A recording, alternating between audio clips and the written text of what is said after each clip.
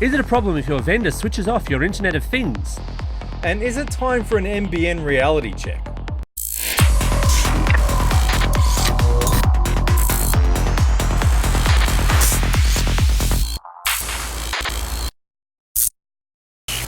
Welcome to Vertical Hold, the tech show where we channel surf through the headlines in search of the big picture. I'm Alex Kidman, and I'm here with a man who now comes in an exciting range of colours for every occasion, Adam Turner. Also joining us is CNET Australia's senior editor, Nick Healey. Nick, welcome to the show. Hello. Thank you very much for having me. Adam, what's new in tech? WhatsApp, the world's most popular online messaging app, has enabled end-to-end encryption on all devices for its 1 billion users.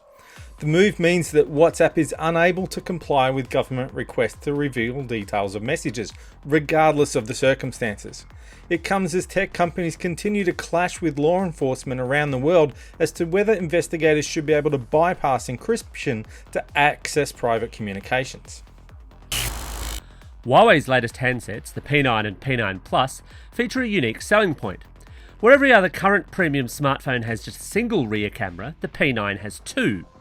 Co-developed with Leica, the twinned lenses capture colour and monochrome images separately for a claimed increase in quality and low-level light pickup.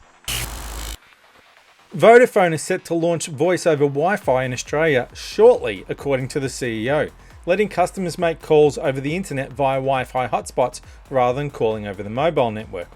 The move comes as Optus ramps up its Wi-Fi Talk app and retires its network of home zone mobile base stations designed to combat coverage black spots. Telstra's free data day last Sunday saw Aussies take to the mobile airwaves with gusto, burning through some 2,686 terabytes of data. To put that in perspective, if you had that much data to burn and started watching high-definition streaming video right now, you'd be out of quota sometime in the year 2118, not including popcorn breaks. So, Adam, WhatsApp is going encryption heavy. Is this a good thing or a great thing? And I think that gives away what I think about it. I mean, it's a good thing, but I can see how there are two sides to the argument. It's very easy to jump up and down and cite examples like terrorists and pedophiles, and that it is a bit scary to think that there are people out there who can have private conversations that law enforcement can't listen to. But at the same time, it is a bit reassuring to know that law enforcement can't just listen into on whoever they want. And I think probably at the end of the day, that one is the overriding concern for me. Nick, you're a man with lots of secrets. How do you feel about this? Oh, look, I'm very comfortable with it. I think you can't ignore the fact that under the pressure that WhatsApp have been getting from the Brazilian government of all places, it's a little bit of a middle finger raised to the world in general and law enforcement around the world. Yeah, I did see that one of the Brazilian execs of WhatsApp was temporarily jailed or something like that because they wouldn't hand over details of a conversation. And look, absolutely, this has been quite a big deal for them over there. And I think what they've done very cleverly with this is ensure that they just cannot hand over that data at all. It's just not there for them to do it. Yeah, I can't do nothing for you, man. Exactly. See, I think this argument about, encryption and terrorist pedophiles and so on ignores the fact that those who are savvy enough will be encrypting their communications in any case. WhatsApp making it easy, I don't think raises any kind of significant barrier against that kind of thing, excluding, I suppose, your particularly stupid terrorist.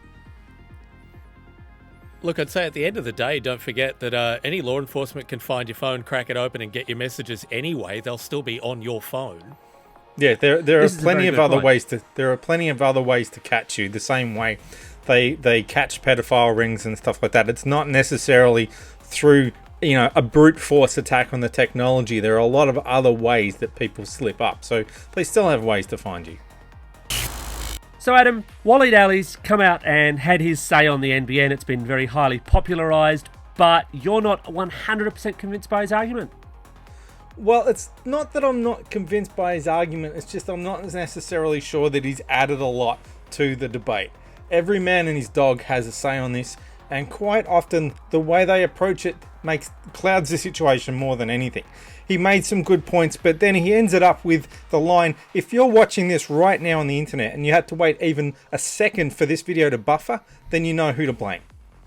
That's stupid. If you've got 100 megabit per second cable and you're watching Netflix, it's still going to buffer for a second. It's the nature of the technology. There are 50 things along the line between you and the video server. Making stupid statements like that, A, sort of negates all the good points that you made, and B, just gives ammunition to the people that say, why the hell do we need decent broadband? Because people only want to use it to watch Netflix. I don't think he's actually helped the situation as much as he thought he might have. I feel like you might be right, Adam. I think it's an interesting one because he's definitely pushing that argument, not towards us, not even necessarily to the people who watch this show, but a very mainstream audience. And they're the people who are sitting around going, where's my NBN? I'm more interested in why we aren't talking about regional rollout and what the NBN should have been for, which is about getting rid of that digital divide.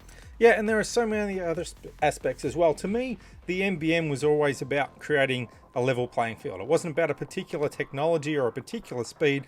It was about taking the power away from Telstra so they could no longer hold the country to ransom. And from there, but that's what Telstra did. They owned the copper. They held the entire country to ransom. They called the shots. And in the end, the reason why we got fibre to the premises is they decided to build fibre to the node. They probably would have let Telstra build it if they had to play ball. Sol Trujillo was such a pain that the government at the time said, screw you guys, we're going to build a fibre to the premises and we're going to let someone else build it. You know, where they took the bat and ball and went home, so to speak. That to me is what the NBN is all about. And when we get bogged down, fibre to the premises for everybody would be fantastic. I'd love that. But that's not going to happen at this point. And even if there's a change of government in a couple of months, they're not going to go back to fibre to the premises for 93% of people. There's no way that Malcolm Turnbull's going to turn around as an election sweeter and say, guess what? Fibre to the distribution point for you and you and you and everyone. It's not going to happen. But there's all these, fibre to the premises true believers, maybe you'd want to call them, who are so desperate for this to change that they jump at any opportunity to complain about the situation that we've got and fantasize that maybe it will change. I don't think they're necessarily being that helpful and constructive. The thing is, though, I think, especially within the context of this being a piece that was broadcast to a mass market, not necessarily technically literate audience, I still think it is reasonable to assess what's been done in the previous 3 years, and especially what was in the pipeline of what was promised. Because that's actually what your mainstream audience is going to pick up on, is the whole, by now, in theory, everyone should have a 25 meg connection. Well, we don't. It turns out that, yes, as almost anyone who's technically literate could have told you, building large-scale networks is incredibly complicated work. Who would have thunk it? That was always one of those not entirely going to happen things. At the same time, it's become this kind of necessarily political football because of the way it was done. And yeah, I agree with you. The whole, we're not going to go back. We're not going to go to a full fibre. Having said that, there's an awful lot of point scoring that seems to be made of full fibre wouldn't be this far along, which ignores the fact that the vast majority of NBN connections that are out there right now are full fibre, are the remnants of what was left of the previous planning. And you can't say with any accuracy whether or not we would have been further along the fibre path or not, because we just didn't go that way. That's a really good point. I mean, I think the thing is, we love to romanticise what Labor had planned, and unfortunately that is part of the political football that goes around, but we don't know where it would be. We don't know how much it could have blown out by. I loved the idea of it. I thought it was a genuine vision for a future, not for a now, but we don't know where it would have been. I think that it's like the old saying, if you wanted to build fibre to the premises, you wouldn't start from here. Basically, that's where we are, and we have to be realistic and work with whether or not you're happy about how we got to where we are. You have to start from where we are, and realistically, neither side is going to turn around in a couple of months' time and say, oh, guess what, we've changed our mind, we're tearing out all the HFC cables and we're going to redo all of that to fibre to the premises, or we're going to completely scrap fibre to the node. It's not going to happen. It's the things like fibre to the distribution point, how the quality of the HFC upgrade, things like that. I think we need to get into the fine points, but as you say, when you're talking to a mainstream audience on commercial television for 5 minutes, you need to simplify things, but I think he oversimplified a couple of things and it didn't do himself any favours, especially for the very beginning, anyone who's against the NBN just have to say, I don't want to pay for everyone else to have faster internet to watch movies. That's their argument. And you're playing right into those people's hands when you make the kind of arguments he made the other day. Yes, but at least he didn't jump on the whole e-health bandwagon and things like that, which is really becoming a bit of a well and truly flogged dead horse when people argue about what it could have done. I think of it more as, and I'll say it again, and it's because I'm from a regional area and it's because my parents are still out there, it's the haves and the haves not. And in a metropolitan area like we are, it's too easy to forget that there are regional areas suffering, and that's where we should be focusing on. Yeah, I don't. Look, have I a don't problem disagree with that we should be about focusing on regional areas. I actually agree with that. I think there's an added boost and boon there that if you build this, if you build a high quality, scalable network infrastructure, you also reduce that necessary need for people to be in cities. And that Absolutely. has all sorts of knock-on effects. At the same time, there are plenty of metropolitan areas which actually have incredibly shaky internet. That also still needs to be dealt with. It's not the case of just saying, right, you're in a metropolitan area. Of course you can get HFC. Well, only if it ran down your street. Of course you can get ADSL. Well, only if you 1 or 2K from the exchange. And didn't beyond have that, pair it gets gain. pretty ordinary. Yeah. I'm sorry, Alex, are we going hashtag not all metro areas? Not quite. But I think that the broad simple thing here for a mass market audience is that, sadly, while it became a political football, both sides have stuffed it. And we're the ones left holding the poorly formed broadband football that of a very, very tortured metaphor at this point. But I think the way forward is to actually look forward and work with what we've got, even if we're not necessarily completely happy with what we've got, rather than keep arguing about which way we should go backwards and what we should have done differently. And that's when I get a bit frustrated. Let's stop fantasizing about the network that we're clearly not going to get, as much as I would have loved to have had that network, and just focus on where we go from here. So it's more of a not quite glass half full, half empty, but we've got a glass, let's do something with it. Yes. Shut up and give me a drink. So, Alex, Google has decided to kill off some of its Internet of Things gear. If you've bought certain brand of, we'll say, a smoke alarm that Google brought out the company, they've just decided they're going to switch it off and it's not going to work anymore, even though you paid for it. People aren't very happy about that, I would assume. No, they're not. And I mean, this is broadly a US story. The simple background is Google bought out a company called Revolve, who produced home automation gear, but they bought the company not so much because they wanted the products they sold as they wanted the people they employed. This was prior to their much larger purchase of a company called Nest, which is in the same kind of space. And it shuffled all the Revolve people into producing Nest stuff and said at the time, oh yeah, look, Revolve will keep working. Well, Revolve has stopped revolving. And as a result, it's all the devices that connected to that system are functionally going to be defunct. I don't believe that they were actually sold in Australia in any particular quantity. Inevitably, someone probably imported one, but that's beside the point. But it raises this interesting issue as we start to shift towards having more of these Internet of Things devices, because there are devices here, and I'm thinking here around things like security cams. So you've got things like Netgear's very nice little Arlo cameras. Swan has a similar security solution. Belkin has its Wemo line of Wemo products. ecosystem, yeah. Yeah. And all of those rely on very specific connections being present. As soon as those companies say, well, no, this is not something we want to support anymore, or possibly this is stuff that's just end of life for us and running the server is a cost that we're not prepared to do, well, then you've got a chunk of silicon in your house that you paid good money, and we're talking hundreds of dollars here, that is suddenly completely non-functional. So I think the consumers have a certain point in being annoyed at this. Nick, what's your take?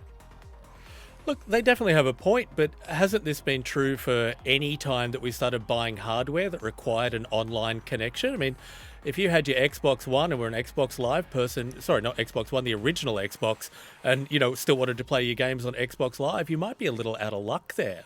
I'd wondered why no one was accepting my game requests. I'm sure that's the reason why. There's certainly a commitment to a certain level of service, but, companies do this a lot. You could have had everything that you ever wanted to work with on Windows 95, and bad luck if that stops being supported. This is just how the upgrade cycle works. I guess the difference for Windows 95, though, was that if you had a Windows 95 PC, you could still fire that up. I mean, if you were online with it, you would be inundated with so much malware that your system would catch fire. But you could still physically run it. You could still do a thing on it. They didn't reach down your dial-up but connection none of and actually kill the that computer. used to work on it. But the computer still works. They didn't reach down and fry the motherboard so you can't actually turn it on anymore, which is kind of the equivalent of they're turning this stuff into paperweight. So PVRs is a good one as well. There are countries where if TiVo comes into a country, a TiVo is absolutely useless without the back-end service providing the electronic program guide. And in countries where TiVo have pulled out, they've kept the TV guide going for a couple of years, but eventually declared a cut-off date. And after this date, sorry, but your TiVo is just going to be, a lump of coal. And that's eventually going to happen in Australia as well. It tends to be about 10 years. So these people are fair to argue, but I paid for this thing and it should keep working. It's not like they just released a newer version and I'm missing out on some features. You're about to turn this thing into a brick. Yeah, but 10 years? Like, how much was a couple of $100 worth? I mean, come on. That's easy to say for geeks like us who are happy to prioritise our disposable income on tech. But to some people, that is good money, and they expect it to be a long-term investment. They don't buy stuff like that. Maybe more, not so much with these smart home the smart home smoke machine. I want to get up in the morning and go, ta-da, and impress people. Yeah, that's coming with the next Sony boombox, yes. I'm sure. The smoke detectors and stuff like that. You wouldn't realistically buy one of these things and expect it to be working in 5 or 10 years. But yeah, there is But you might for a PVR, is that what you're saying? I think so. Well, I think there is a planned obsolescence thing here, though. Mm. If every other function of a PVR, for the sake of argument, and I am personally astounded that TiVo still runs in Australia, but I can personally attest that it does. I was unaware that it did. Yeah, it still works. I mean, you have to be one of the rare, lucky, weird people who has a TiVo that hasn't melted itself. Well, I was going to say there was a bad batch of them. Yeah. Yeah, but for a PVR where every other facet of the hardware is operational, I mean, if the hard drive still works, if the TV tuner still works, if it's just that reliance on the signal, then it feels a bit wasteful to say, right, well, it's just being killed because it's being killed. But I guess the other side of this that occurred to me is that we're kind of already there for an awful lot of digital media purchases that we make.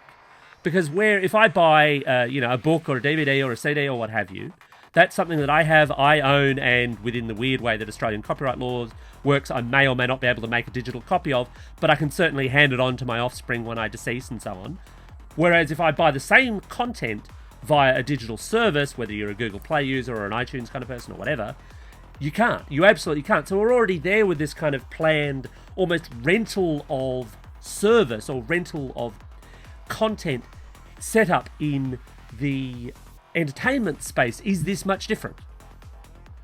I think the disconnect here is that we're so used to doing that for digital media because we've never actually physically laid hands on it. The problem is that we're now talking about a physical product, and that's where people start to get upset about. It basically comes down to you don't own what you think you own. Especially when it comes to content. Yeah, even that movie you own on disc, you don't own the movie on disc. What you own is something like a limited right to watch it in certain circumstances, unless you live on an oil rig. It must suck to live on an oil rig. You can't watch any movies. It must be the worst. But so you don't actually own that movie. It feels like you do because you can hold it in your hand. And I guess it's the same with the hardware. We're talking about now. You kind of might own a piece of plastic and silicon in your hand, but really deep down there's something going on that's more of a service, more of a license, more of an agreement that you've made with them. But because you handed over money at Harvey Norman for this thing, you feel like you own it, but ownership isn't what it used to be. Well, that just about wraps it up for this episode of Vertical Hold. Remember, if you've got any comments, hit us up in the comments section on YouTube, via Twitter, or the Facebook Vertical Hold page. Nick, thanks for joining us. Thank you for having me. Thanks for listening in, and remember, if you like what you hear, hit that subscribe button.